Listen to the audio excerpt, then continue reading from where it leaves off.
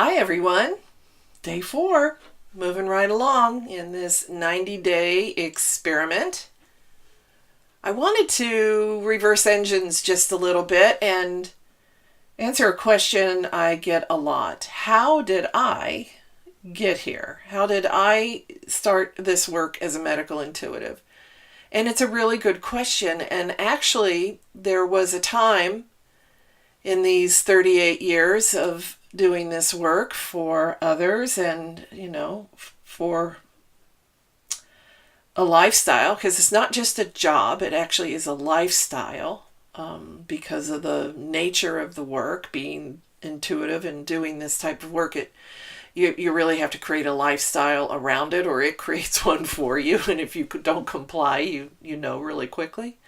And I actually forgot the promise that arose within me years and years and years ago. And I know that may sound funny, but I often get asked that question by clients. It's like, Laura, how did I get here? What road did I miss? What signal did I not register? And, we all get in the stream of our own lives and start flowing along through the rapids and the still waters, and sometimes that stream of life takes a curve or a tributary and we get a little lost. And I have certainly felt lost in my life, but one thing I do know about feeling lost just means that something's going to change. That's what I've discovered. And it's up to you to recognize that. It's up to me to recognize it within my own life. When we feel lost and unsure of what to do and we don't know how we got there, this is where stillness and presence comes in. Because the soul of who you are is not lost. The part of you that knows your life path and destiny is not lost. Your intuition is not lost. You may not be listening to it, but it's not lost. The information that whispers in your ear and through your heart, it knows what to do, where you need to be, what feels right, what doesn't. That part of you is never lost. So how I got here, 38 years later, as a medical intuitive and a practitioner in energy medicine, I used to do hands-on and hands-off and remote healing. And I still do some remote healing with very specific clients. And most of my work is medical intuition. And I love this work. It is amazing work. It is an amazing opportunity. It is truly the work of my soul. And like I said, a promise that arose from within me years and years ago. And this is what happened. This was after I became ill, where I suddenly became blind, and they moved me from one hospital to another in an ambulance. And it was in that ambulance that I died, coded, lost all vital signs. And I'm not going to go into the specifics of the experience I had, but it was really pretty extraordinary, and answered a lot of questions, even brought forth more questions that I've been listening for and seeking out answers to since that time.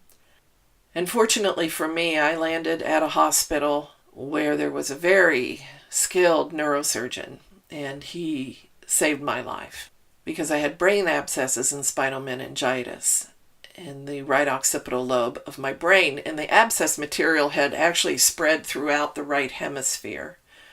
So I came out of the coma and was getting better due to extraordinarily high volumes of antibiotics. But then I started to slide down the hill again. And that's a hill I didn't want to go back down. That meant death again. And it's one thing to survive and have a near-death experience. I think it's a death experience because my body checked out, and so did the rest of me, and went on a walkabout in the ethers in heaven. And I didn't want to press my luck. I had no choice to have 10 hours of brain surgery. Well, we didn't think it was going to be 10 hours. The doctor didn't think that, but it ended up being that. And miraculously, I recovered. I didn't regain all of my eyesight, but I gained enough to be highly functional. And the blindness I do have is so interesting to me because I actually play with it. I know that may sound strange, but I'll explain. It's not white blindness, it's not black, it has no color to it. Everything is just gone within this sphere of blindness, the affected area. It's just gone. There's no vision, no nothing. I can miss mountains. It sounds funny, but when I've lived in Arizona for such a long time, you get used to the landscape wherever you live, right? Well, somebody would be driving me around and I'd look out the window toward the left because it's left visual field blindness in the brain, which affects both eyes. And I just go, oh my God, there's a mountain there. And I've lived there for almost 20 years. And it's like I'd never seen the mountain before. So it's the oddest thing. And so it can be a macro view that is missing, or a micro view. In other words, when I write my name and I move from the L to the A, the L disappears. When I move from the A to the U, the L and the A are gone. When I move to the R, well, you get the picture. Everything disappears as my vision moves to the right.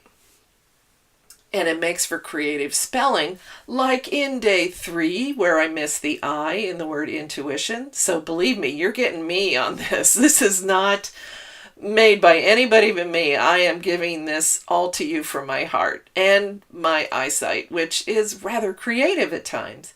One of the things I do, and you're really going to know I'm an intuitive nerd for sure on this one, but whenever I go get my hair cut, when I look in the mirror, all I need to do is look at my right shoulder as it's reflected in the mirror and my head disappears.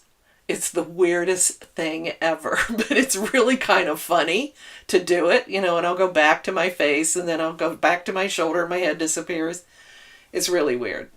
But the cool thing about the blindness is that it's this portal that I just kind of automatically started to move my mind through as soon as, I was over the physical shock of 10 hours of brain surgery, which remarkably was only about 5 or 6 days.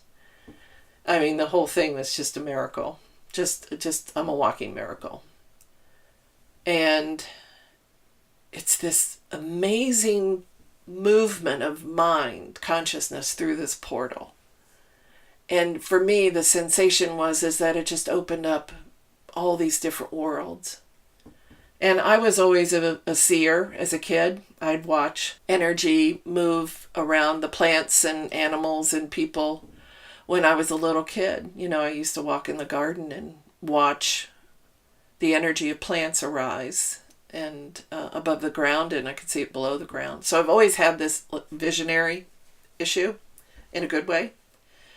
And so, but the promise is that after I went through all of that, and to flip back a few days before I went blind and died, there were several doctors who were family friends standing around my bed in the first hospital, and they didn't know what was wrong with me. We all knew I was dying, but they didn't know why. And then the blindness and the death thing and the surgery and recovery. So I went back to my parents' home to recover for about 30 or 35 days. I was so weak I couldn't walk up the stairs, let alone take care of my adorable little toddlers who were 2 and 3 years old at the time. And this promise started to just put this pressure in my heart. And I kept hearing the same mantra, if you will, over and over again. And it was, whatever I can do to help change medicine by being outside of medicine, in other words, not going to medical school, not to be a doctor, not going to nursing school, because I know that wasn't my path, but to help in any way that I could in the context of a medical field so that nobody else would have to go through what I went through. And that was this promise that rose within me. And it's like the cogs of the universe clicked, and over time, about 4 or 5 years, is when the opportunity to do the first medical intuitive assessment came to me. And I've been doing it ever since.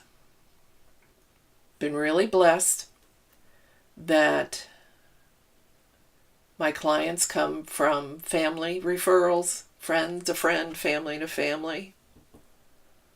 And it's just such an honor to do what I do. So that's how I got here. That's how I started as a medical intuitive. Somebody asked at a dinner party if anybody knew anybody who could intuitively help someone who had an illness, and I kind of shyly, sheepishly raised my hand and said, I can, I do. And that's when it started. And so if you're feeling lost at all, just be still within yourself and go back inside. Your answer's not outside of you, it's inside, always inside. And ask. Go in toward the heart. The heart always knows the way. Go in toward the heart and breathe and be with yourself and have the question that you'd like most answered. May not be, how did I get here? May not be, what's my purpose? That's a big one.